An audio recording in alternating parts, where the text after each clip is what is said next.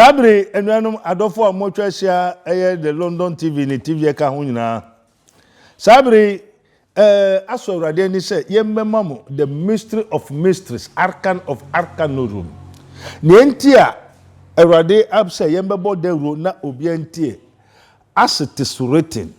But ye shall receive power after that the Holy Ghost is come upon you, and ye shall be witnesses unto me both in Jerusalem and all Judea and Samaria and unto the uttermost parts of the earth. Assemble gusu koso wo wiase. Enti Awurade se mebo mamane. Na fa to team. As it is written, if God spare not the angels that sin, but cast them down to hell and delivers them into the chains of darkness to be reserved unto judgment. Boy, 2 Peter 2:4. Now one chapter wadi bi. 2 Peter chapter 2 verse 4. Let's hear the word of God. Yes. For if God spare not the angels that sin, spare not the angels that sin, but cast them down to hell, and delivered them into chains, and deliver them into chains of darkness to be reserved unto judgment. And spare not the old word, but what? Noah. Amen. Yeah. Then the Kingdom of God ministry, the program offering the world without end. To the day operation Feed My Sheep, the order of the day Christian Foundation. Now 2 Peter 2:4 actually said, for if God spare not the angels above kron po awo suru wo be ye bonin po nyame amfa wo mo mfo so bone anche wo mo na mom wa to wo mo aba the sum konson achechire wo mo se obebu won atea na wo how much more you na se wiase kan no o se no sei na di nsuo e se na enti sabri bebre wo ho a wode akoji tumi bi na wode ya asori wakoji tumi bi na ode tonwade wakoji tumi bi na ode control nkrofo wakoji tumi bi na ode ne car de ni pedwa ne hum ne kra na yere ne ma akosase wakoji tumi bi se me ye malam wakoji tumi bi se me ye hina kramo odinsini o na sa tumi na ode ye adwuma no onyankopon se wachechire na hye sumu na obesai na wo a udi tumi nachi no ogina bia ewo hifa na anu boso ba ku bia Awurade ma ye kire no oso no teni ba bi ena nkrofo ne bai na se osoro asase wura ade nyina so tumfo badia oni asase enti mfacho muntie na mere bodero a kire mo. Behold, I've told you. Osumsum bi nyamesum se yedua indi Buddhist eniekika ho why Yesu Christo cross bi te say cross yi bi na osum na koto no enumerable ame enye sa oni Yesu Christo wa also ni na maduro bosom ni niama so menye mense bosom no na mo meka nyankopon asem no kware na akire o say ne watch say the spirit of the Lord is upon me. Isaiah 61 kono also the spirit of the Lord is upon me, for the Lord has anointed me. You understand? He has sent me to say the truth. Yes, Isaiah 61. Namu who say ejuma na yedi no eye ejuma onyankopon ni ahye yensa ama yen hu tumi. Isaiah 61 verse 1 going. Entino se abofo no eduro no tumi na o papa o maame esom asori na wo kon se nye Yesu Kristo dia me kamfo Yesu Kristo akire o efi se obi na asoma me na ne wasoma me tie den no kai. Isaiah chapter 61 verse 1 going. Moment o nyame asem. The spirit of the Lord is upon me, because the Lord has anointed me to preach the good tidings unto the meek. He has sent me to bind up the what? The brokenhearted. To proclaim liberty unto the what? The captives. And the opening of the prison. And the opening of the prison to them that are bound. Amen. Ye won krofo won achichire won say they are in prison of what? Prostitute. they are in prison of sickness, they are in prison of deaths. You will fear be wa wo nkwa. You will fear be wa adwama efi kontompo kusu papemu. You will fear be wa no menkuto. You will fear be wa abosomsem. Ena mbese menkyerɛ sɛ saa abosom honhom na wɔyɛ principalities and powers no. Wɔyɛ abɔfo a onyankopɔn na apamu wɔn soma wɔn asase so wɔn bɛboa sɛ na ɔkyerɛ sɛ adwuma ne so na apafo ne so a adwuma ne so na apafo ne so a nti abɔfo mo bɛboa nipa dasama na wɔn fi sum no mu mmra han mu a mo nso mo baa ne mo deɛ bobo wɔn na abɛkyɛ technology ɛkyerɛ nneɛma bebree. Holy Spirit don't teach how to make car because Holy Spirit don't need car, don't need aeroplane because he is over the aeroplane. Holy Spirit don't need Sabbath because he, Jesus Christ, is the Lord of the Sabbath. Yes, Christ, okono mbacho aeroplane man or Boeing 66 and now Boeing 10. Jesus Christ go to heaven by the power and anointing of the Holy Spirit. So Holy Spirit don't invent, create, explore, discover. No. We are saying here atade aduane. First Israel for several years. 40 years, one change one pabwa, one atade, tema wonyi na atade enyi. Hey, enuanum. Sabri, so papa mama obi ni wa kwadrosu. Sabri, obi di busu bibi haw, obi gusu tutu edro. Obi se obeye o, obekire o, me pacho tuminikra. Bra, ye wo tumi a eburu saa principalities and powers ne so. What you say? For if God spend not the angels that sin, but cast them down to hell to be reserved unto judgment and chains of darkness. Say onyame wo tumi ewa abosom beye abofo no so dia. Me be say me nkyere say abosom na odi achi wo mina fallen angels. Wo fi soro eno metoto ho. Dwumabɔ ne niama wo se wo beye na wo beye adefoforo. O say dwuma ne so apafo no nye nipa o. Monte Bible now say you don't understand because you don't have the spirit of wisdom and understanding, the spirit of revelation to understand the hieroglyphics, the picture writings. I said Christianity is different from what? Serving of God. Nyamesum different. Ewo Christosum. Christosum, the Christianity, the original Christianity, and the Christianity was founded from the foundation of the world before Ototofiofio will come, before principalities, before the angels. There is Christianity. That is why the power of God, the word of God, has power and dominion over the principalities and powers. Jesus Christ is raised far above principalities and powers. As it is written, also to the intent that now unto the principalities and powers in the heavenly places might be known by the church the manifold wisdom of God. Yen necessary yenchere abefo no anajo time say untu ene unkwa adwuma. Utua aprana paio. Obi obeso ahwe erade bubu no as it is written, touch my anointed and do my prophets no harm. Enti no wan sisa mayem biara say the what you say, thy rod thy staff they comfort me. Abanda homo klama nkaye. Thy rod and thy staff and to Yankopon amaye abano and ne pomano and the whole. So be how yaren beba or han beba and social beba, but ye will be ye did say edumun ebrenas ejirenu ebubu ebrekino sankamuno and tell me bra Rabboni spiritual research and divine medical laboratory. As it is written, you may know the truth and the truth shall set you free. Oba the kingdom of God. A program, world without end. The world without end.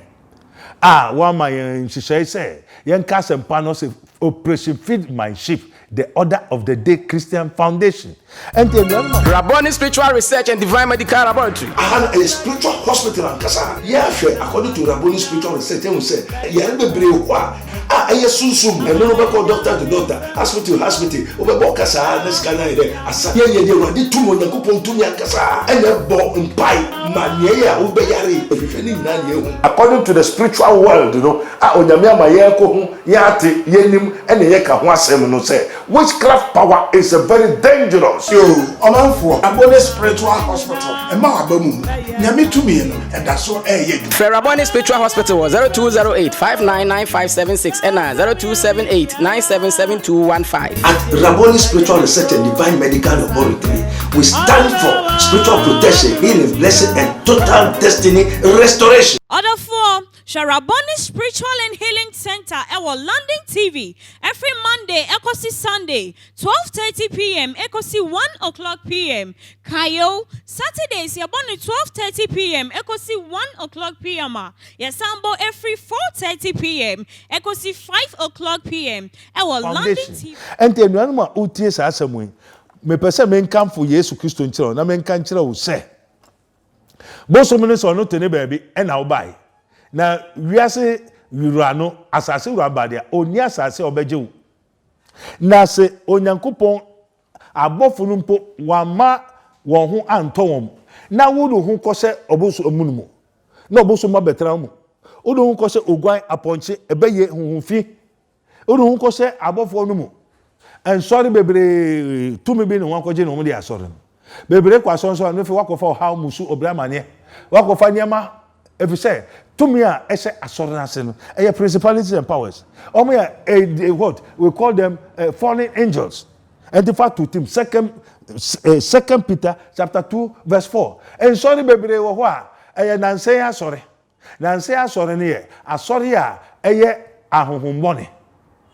Koji nduro tumi occultism near principalities and powers no me na no na Awurade ka che nhwe asori bebere wo ho a wo esa wo maso we call false religion ordinances one no the witchcraft by one no the works of the flesh blasphemies demonologies occultism cults inventors a lot of so many things were created by these false angels.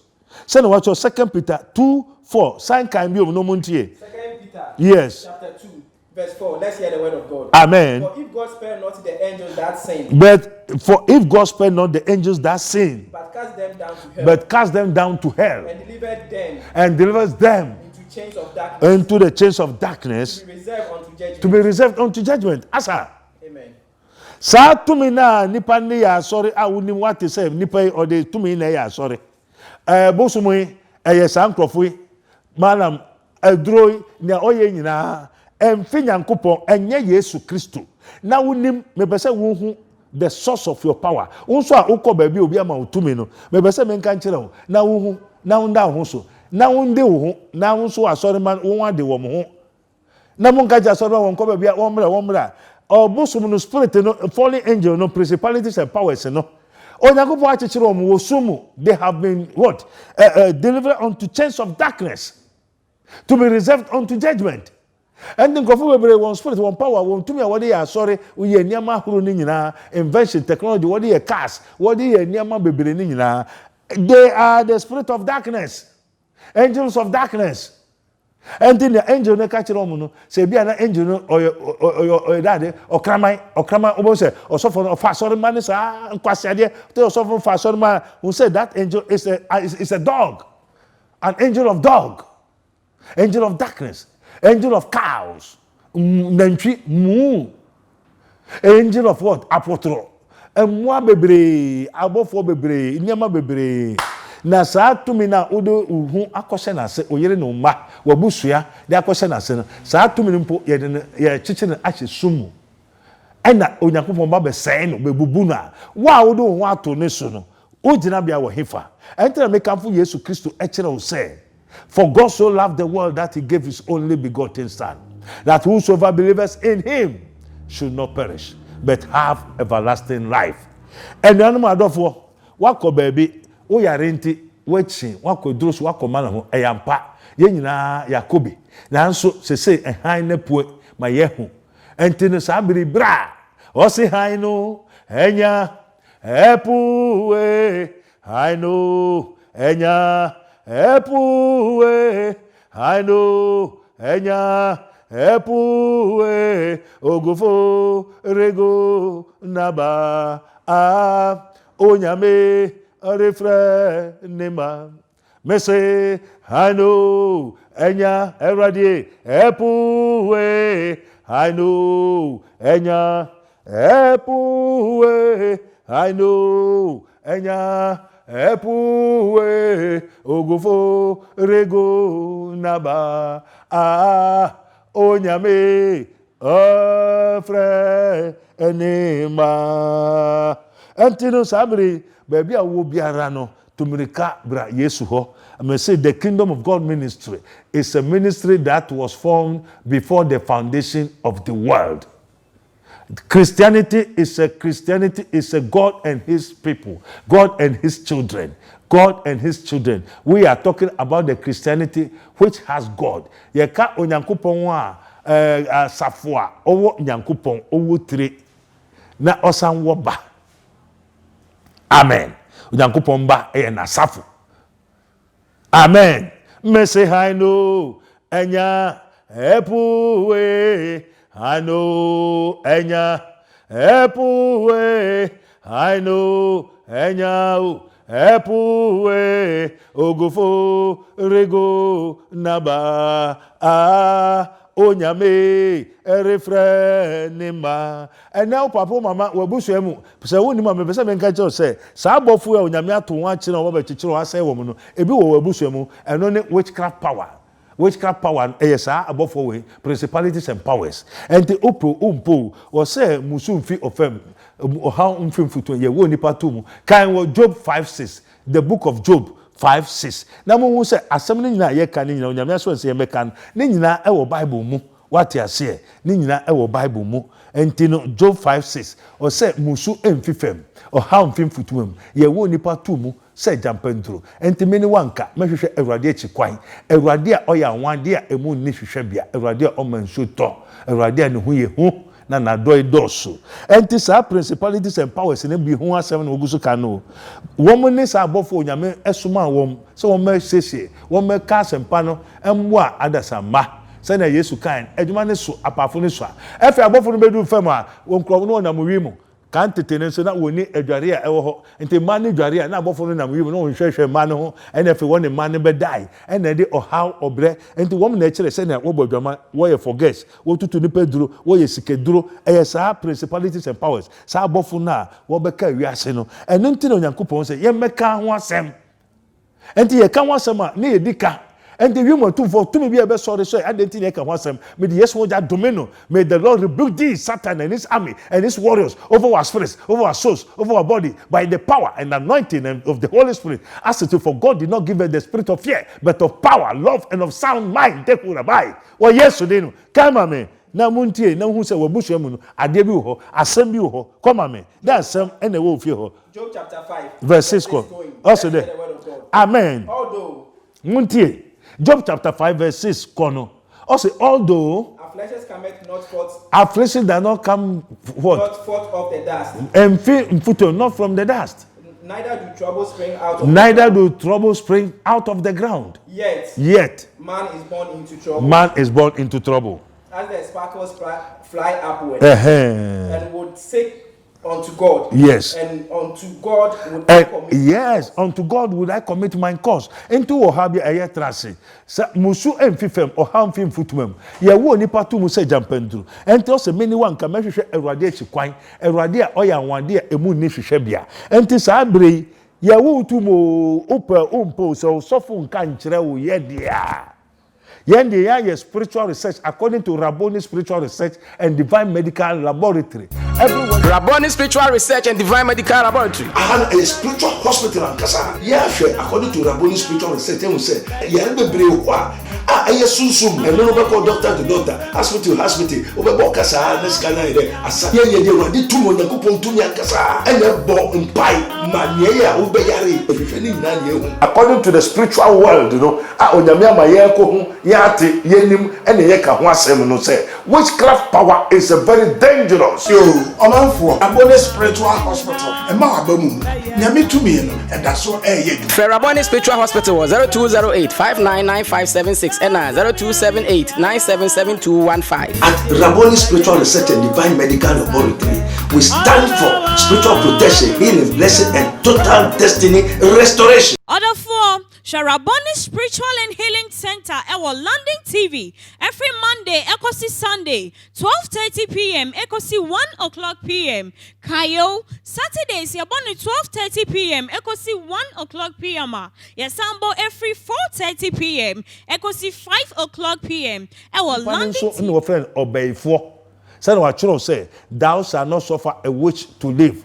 A man or woman that has a familiar spirit in a moi hum aya abofo no medane moi familiar spirit no otebusu enimu onimribia ohum bibiara ye wo no pe no do ohum formation akọ no nyame se beye ni o na wa fa ho plan enti ade papa na o de bae no saa nipa boni fo na otebusu enimu ohum boni etini mu no na do hum formation ko obekutia wo saa na wa hu wa nhwehwe wa mbisa one sorry a wote hosa na ebe ye ona ede ayewo eyi ntina no pai ewie yi enwumere yi a wotie London TV any TV a ekeka ho ni nyina no se kai obafo ho mra tebre mu ansa na daboni nadu na ye pemu aka kire wo se biribi wo abusuanim biribi kutiawo biribi hawo biribi chirusu yare na watu wana mu a entu enkon eyade a ewe abusuanim yare no bebre a your friend otoma senya ye will make provisions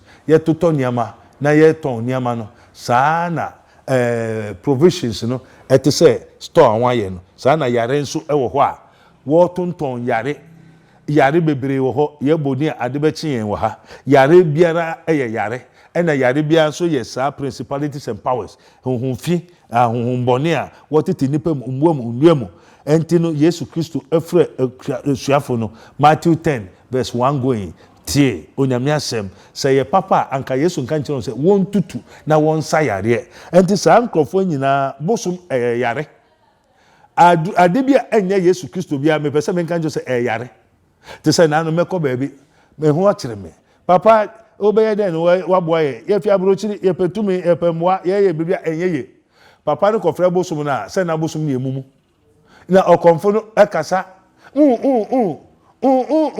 no obetu ona ochasam se na papa den na ka o se mumu na ekasa na hwe se Yehowa ne mehwefo hwere hia me na mumu okokosa yare echi na mehu se Bible no kran papa oni sky jaidu ni di na to Bible oni Bible jaidu ni na to Bible na kan sua mumu na baba sa yare na mumu na nkasa ono ye den o se Satan cannot cast out Satan ontumi bonsam ntumi ntutu bonsam eye den na efe bosumfo no ne bosom ode adwuma eye mumu na mumu den na obabeye den na ote den na obeka aw awurade ehu ye mobo ene bebre abosum mkuta na no papa bi ba o sofo ne spirit okuta ne nyina eye odenchem ne papa bosom ene ode ya asore enti wa okoho nyina mu ye de ndenchem ba odenchem kai Matthew 10 going mama Matthew chapter 10, yes. verse 1. Let's hear the word of God. Amen. And when he had called unto his 12 disciples, as it is written, also son Eradi said, Matthew 10, verse 1 going, as he has called unto him the 12 disciples, he gave them power. He gave them power Against unclean spirits. To cast them out. To cast them out. And to heal all manners of sickness and all manner of diseases. Amen. Amen. And there are some of you can ya Eradi aka. Ena ne ehu ne ate ne edi ho adanse enti saa hohombo ne na nyame de che akyekyere om eya abosom tumi kramo mana gbagba so kosa behemba bonsa homfi etete nipa mu gini no nyina eya hohombo ne na okono obi de gini sawyare a o de gini na ama eba ko ware oyere mma wadwuma obribi asai enti obehwe nkrofo bebire wo ho a esom bi wo ho a nkrofo ne nyina anifrafo abubuafo ayarefo nyama basabasa because honhom na wo de sayare honhom na wo som no enye honhom papa honhom na nkasa eye yare enti wan no ye aduane on kanhwe enti wo de anifra yare honhom bonsam na eye adwuma ba we so obeka hwe onu aduane obeka hwe na so ne otu adurubone no ebi kana no enti no osemra Yesu Kristo afre suafo dumienu no oma wo mtumi wa honhombone so enti what we are talking about evil spirits enti sa honhombone principalities and powers they are all evil spirits enti no o Kristo ni onyankopon mba biara o tumi wo wo so ti se o de amaye no ti wo tumi wo wo so fie ko no ko sorry ko prapra na o ka che o se mo ko ka sempa ni wi a mo ntutu honhombone no na fe mu ye de mu nsa yare enti yare bia be ye ono honhom de akyire honhom fi de akyire honhom bɔne ɛta yare n'akyi ade bi ebesi wo wiase biara tumi edi akyire enti Yesu sɛ monje tumi wa honhom fi ne so ɔma wɔn tumi wa honhom fi ne so sɛ wɔn fa yɛ den wɔn fa nkɔ sa yare entutu ahonhom bɔne no na otutu ahonhom bɔne wi a wɔn asa wɔn a wɔyare ne yare ene asɔre ahemu asɔre akɛse agide no nipa ne timu wayɛ kubɔ ne ɔka bia ɔnte efisɛ honhom bɔne ɛte ne mu honhom fi ɛte ne mu ayarefo nkuto negu asɔre dan ne mu ayarefo nkuto nso ɛna wɔkɔ wɔn hɔ na onifrɛ ne beto asa onifrɛ ne yare wonyina kɔtɔ ditch mu enti sabiri onyankopɔn te asefo ɛreto nsa frɛw Israel safarade ade nyina so tumfo sɛna waka Matthew 28:29 Matthew 11:28-29 Matthew 11:28-29 Matthew 11:28-29 and 30:31 sɛna wacho also come unto me all ye that labor and are heavy laden and I will give you rest and you may find rest for your souls and take my yoke for my yoke is what light. Enti sabri mumra Yesu Matthew 11:28-29 one kind na muntie na mu se ne yeka ne nyina eye kyerosem no mu ne onyame aka kyerɛ ne yere bomamane Matthew 11:28-29 come on Matthew 11:28 yes hear the word of God. Amen. Come unto me all ye that labor and are heavy laden and I will give you rest. Take my yoke upon and you take my yoke upon you and learn of me for I am meek and lowly in heart and he shall find rest unto your soul. For my yoke is easy For my yoke is ease and my burden is light. And my burden is light. Amen. Amen. We eye hinta kesem kese. Ne di kan no o se mumra me nchen. Te me kamfo Yesu Kristo me pese me nkan kire o se o papa so muso ma me so muso abosom no ne wo mutoi. Na som a wo mu no enye Kristo som. Me se ye wonyame som ne wo Kristo som. Enti no hwehwɛ Yesu Kristo akikwan mumra Yesu ho. Na mo Yesu Kristo pe ena beje mu afi oha musu obre amane patuo kwadanda oyaredom enim guase mu ewo Yesu den ne mu. Glory be to God. Yo enti no sabri ye pese ye nkyere mu na mo hu na mo ntiase se bre naso o se dona so erwadie shewo mani onyamo Yesu dona so shewo mani onyamo na umanso enshewani onyamo Yesu brina so shewo mani onyam hallelujah na umanso enshewani onyama brina so shewo mani onyam. Yes nia eye another hintasem amosantie na mohu nia principalities and powers woye ye ko edomo ana asafa utie nka the Kingdom of God ministry ye bua bia wo friend Rabboni Spiritual Research and Divine Medical Laboratory wo ensawam eno to ase also you may know the truth and the truth shall set you free. Yo yes spiritual idea anihu both spiritually, materially, mentally. Wako hospital, wechi, wabobra, wayibiribi, akwa himfa, wanumundro, uyare, upeso tukwai, upe osua himemu, eternal life. Yen wamaya tumino, say mamu, down kwa, that is eternal life. Bra, Rabboni Spiritual Research and Divine Medical Laboratory. And you may know the truth, and the truth shall set you free. And tino mumfa nomai 0278977215 0278977215 Sanhwe nomai 0208599576 0208599576. Amen. Ekoton kraba. Glory be to God. Yes. Rabboni Spiritual Research and Divine Medical Laboratory. Aha a spiritual hospital and kasa. Yeah, according to Rabboni Spiritual Research, you say, yeah, be brave. Ah, I assume and no go doctor to doctor, hospital to hospital. Over kasa next kana ide. Asa ye ye wadi tumo na kupon tunya kasa. Ene bo mpai mania ube yari. According to the spiritual world, you know, onyame amaye ko hu yate yenim ene ye ka ho asem no say witchcraft power is a very dangerous. Yo, Omanfo, Rabboni Spiritual Hospital. Emma abamu. Nyame tumi no, and that's so ye. Rabboni Spiritual Hospital was 0208 599576 and 0278 977215. At Rabboni Spiritual Research and Divine Medical Laboratory, we stand for spiritual protection, healing, blessing, and total destiny restoration. Order for Rabboni Spiritual and Healing Center at London TV every Monday, Ekosi Sunday, 12:30 p.m. Ekosi 1:00 p.m. Kayo Saturdays, Yaboni 12:30 p.m. Ekosi 1:00 p.m. Yasambo every 4:30 p.m. Ekosi 5:00 p.m. at London TV.